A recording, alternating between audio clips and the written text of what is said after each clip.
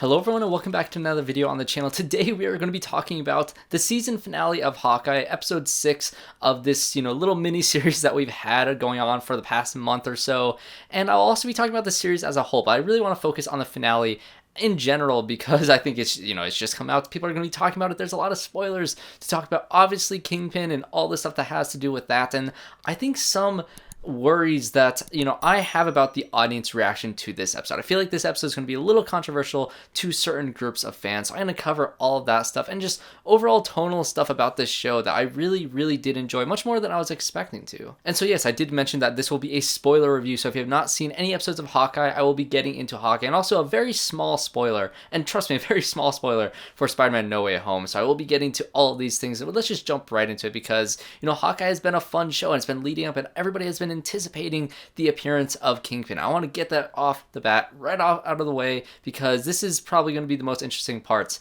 of the discussion of the show going forward, because yes, we have had the build up for Kingpin over the past 6 episodes, and we got a little tease of him at the end of the last episode, and quite frankly I was expecting to kind of pop up in this episode in one scene or two and then just never show up again. And so from that perspective alone, honestly, I was a lot more impressed with what they did with Kingpin in this episode than I was expecting them to be. So to my anticipation with my expectations, it actually exceeded my expectations. But this show is very tonally lighthearted and fun, as you've seen from the past 5 episodes, so they're not going to get super dark with it. And I think I want to make this video mainly for those fans of the Daredevil show, because like I said, small spoilers for No Way Home, Matt Murdock, played by Charlie Cox, appears briefly in one scene in No Way Home as Peter Parker's lawyer. And so you're having all these things start reappearing from the Daredevil show, and the question is still up in the air of whether or not that show is canon. And so as of right now, as I've had for the past couple weeks, I still don't know what the answer is to that question. And honestly, I'm still hoping that it is all true, because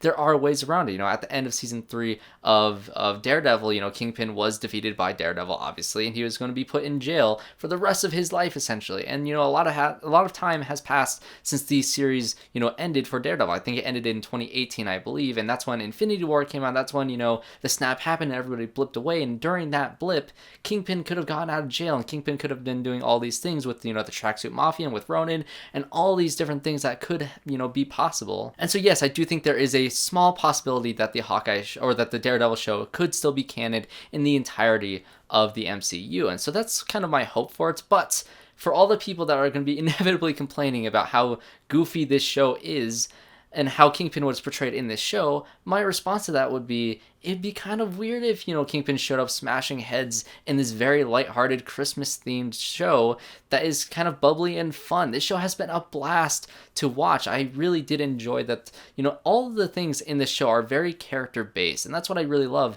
about, these MCU shows so far, is that they're all based on the character first before anything else. And so with this finale, you have, a lot of different storylines come to head. You have, of course, you have Hawkeye himself, you have Jeremy Renner going up against Yelena, and having that whole conflict that's also been boiling. And Yelena's been in the show a lot more than I was also expecting. I kind of thought she was going to show up in one episode and that's it, but she's been in the past 3. And so I've really enjoyed to see, that kind of rivalry form between them and kind of have it be settled and have, Hawkeye be able to explain that, yes, Natasha was better than him. That is why she died on Vormir. And as much as us fans are hurt by, her dying instead of Hawkeye, because a lot of people don't like Hawkeye, it just makes sense story-wise, because yes, if Hawkeye won that fight and, did that sacrifice, then we'd be saying that Hawkeye is better than, Black Widow, and that's just not the case. That's just never going to be true. And so I love the fact that they dealt with the consequences of those decisions that was made by different characters in the past of his, story. And so in that way, I don't really mind that, Hawkeye is still around, because we got this really fun show. And so yes, I know some fans are going to be, divided about whatever they're going to be divided about, but I did like that, the fact that fight happened, that how intense it was very, very character-based, and it was very good. And then you have Kate Bishop doing with everything with her mother, which yes, it is revealed that she's kind of behind everything in this show and that she was working for the Kingpin. And I love the explanation for this, because she's not an outright terrible person.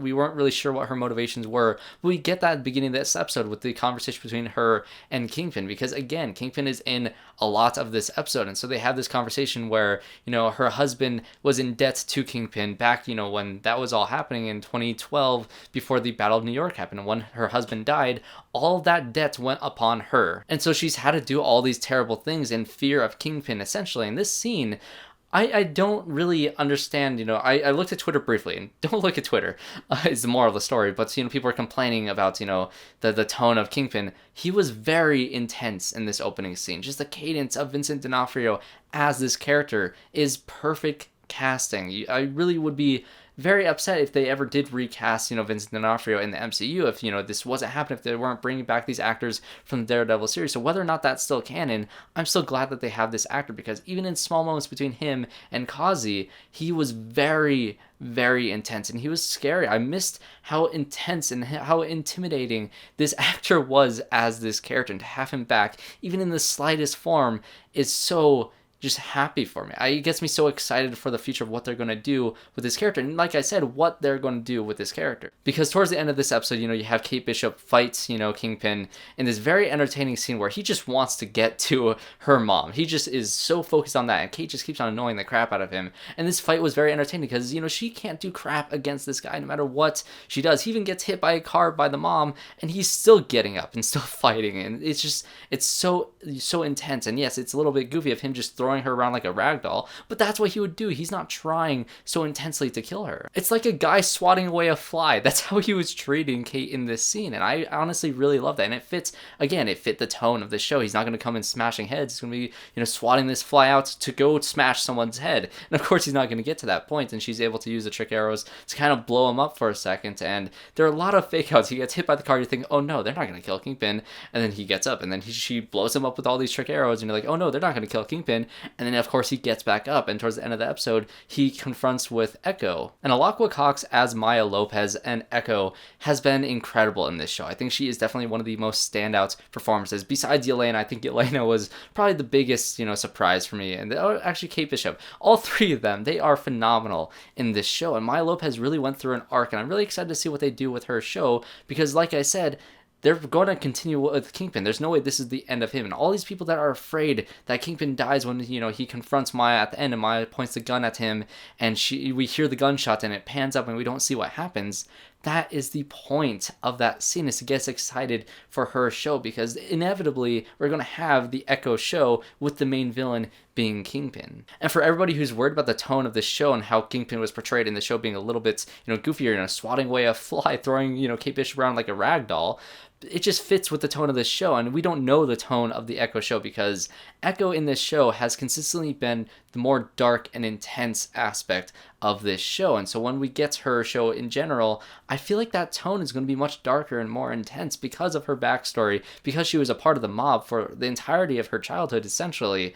And so she's going to inevitably be a darker character. And so her show is going to have a darker tone. Therefore, we're going to get a darker, more serious Kingpin. This is just an introduction to him. There's no way in hell Kevin Feige is stupid enough to have, Kingpin die off screen.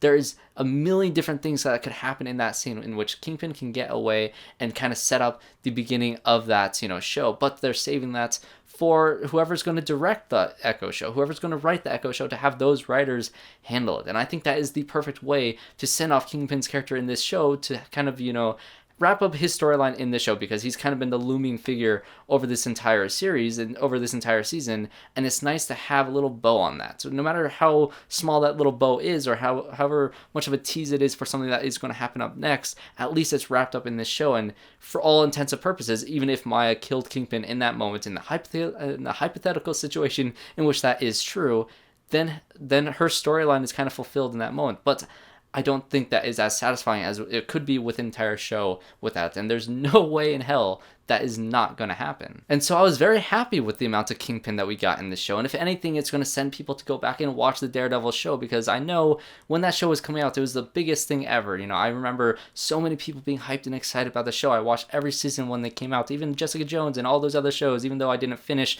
a lot of them because a lot of the other ones weren't good. Daredevil was always consistently amazing. Vincent D'Onofrio was always consistently perfect in that show. And so with the return of Charlie Cox and now Vincent D'Onofrio, we have a build-up to possibly have those two characters meet again. Whether it is canon or not, the whole Daredevil show, people are going to be running to go watch it, and I'm glad that that show is going to get more exposure. And I don't really see, Kingpin fighting Daredevil all covered in blood, his white suit covered in blood like it was in the season 3 finale of Daredevil. I don't really see that happening anymore in the MCU. And so I don't think we're ever going to get that dark with it.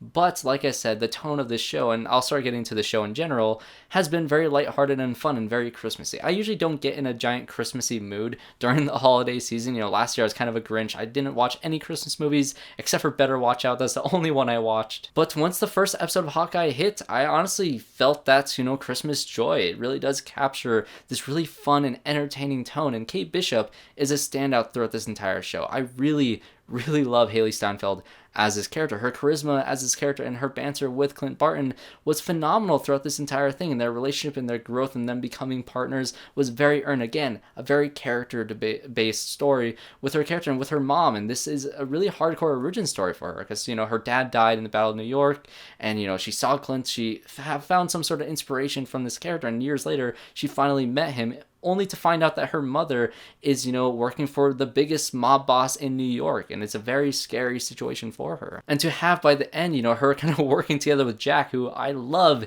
his face. He is such a wonderful character in this show. He is always a joy to see on screen, but to see how set she was on tearing Jack down, only to find out that was her mom, and it would have been easier for her to, go with her mom and say, okay, we're going to pretend all this never happened, and we're going to put it all behind us.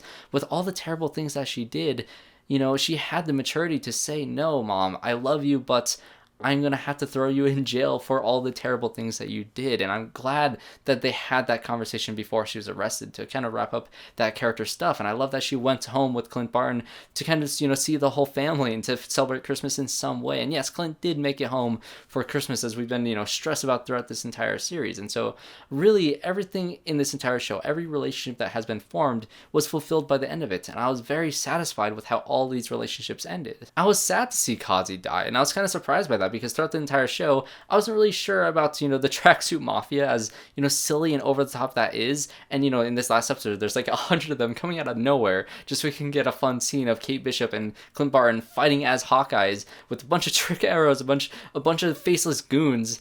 And it was so over the top and funny, and the shrinking car, and then the owl flies and picks up the car, and they're all shrunk and they're squealing and being flown away. I was dying laughing. I cannot explain to you how hard I was laughing during that scene. And so, like I said, all these character moments are earned. When KAZI dies at the hands of Maya, it was very heartbreaking, because you saw throughout this entire show there were kind of the darker aspects of it, and that relationship of her, being kind of this hardened person who's dead set on finding Ronan and killing Ronan, and this KAZI character kind of being her right-hand man, only to find out that he kind of betrayed her in the beginning to kind of working with the Kingpin to kill her father, and to have that, emotional, drive for her to kind of go after Kingpin now in the future for her own show is so perfectly set up. I just wish KAZI would still be alive to be in that show, so I'm a little bummed about that. But overall, I really liked how those two characters came to a head at the end of this episode. And again, I already mentioned the whole thing with Yelena. I loved the scene with her and Kate Bishop, fighting in this episode, and them talking over the mac and cheese in the last episode,